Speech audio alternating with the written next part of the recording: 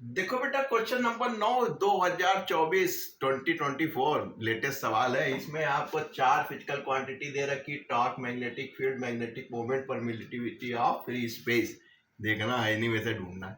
Torque आप जानते हैं, torque is equal to R into F, M A right? इससे परिचित है इस लाइन से। आप जानते हैं ये एल हो गई, हमने कहा था बेटा इसकी याद कर लेना, मास इंटू एक्सेलेरेशन, तो आपको मिल गई M L square T minus 2 है। हाँ, एम की आप 1 लिख सकते हैं, तो आप कह सकते हैं ये मिल गया। ठीक, इसके बाद आए मैग्नेटिक फील्ड।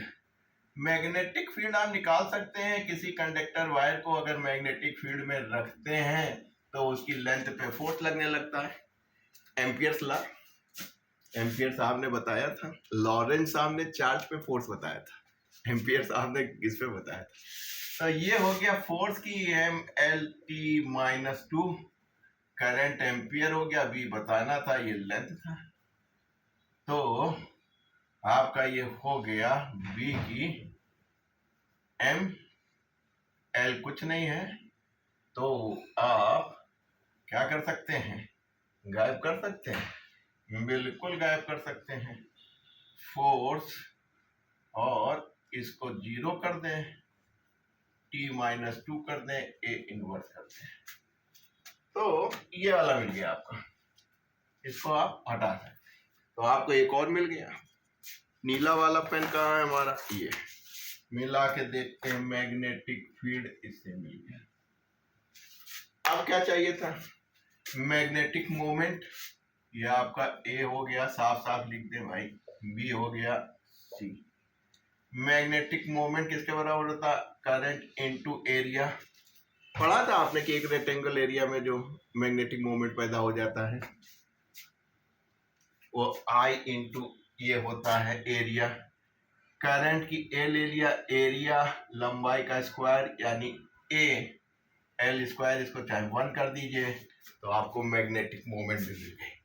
अब आप कहेंगे कि सर अब हम परमिबिलिटी की निकालेंगे, नहीं, डायरेक्ट यू कर देंगे, लेकिन फिर भी सिखा दें, कभी कभी इकलौता पूछ ली जाती परमिबिलिटी, तो आप क्या करेंगे, उसको ऐसे निकालिएगा। आपको ध्यान है 2 तार हैं, इनके बीच में फोर्स लगता था, तो फोर्स पर यूनिट लेंथ जो लगता था वो म्यू 0/4 पाई, तारों में बहने वाली करंट I1 I2 और इनके डिस्टेंस, तार के बीच का डिस्टेंस होता था, फोर्स पर यूनिट लेंथ था, ध्यान रखिएगा, अक्सर बच्चे एफ कर देते हैं। तो ये कैंसिल हो गया, केवल फोर्स की लगाना रह गया, तो फोर्स की हो गई M L T minus 2 mu 0, 2 तो 4 पाई न्यूमेरिक कांस्टेंट है, ये 1 हो जाएगा, तो ये आपका हो जाएगा एम्पियर्स की -2, एम्पियर की -2 हो जाएगा, ये एम्पियर की -2 हो जाएगा, नहीं यहाँ एम्पियर का स्क्वायर हो जाएगा।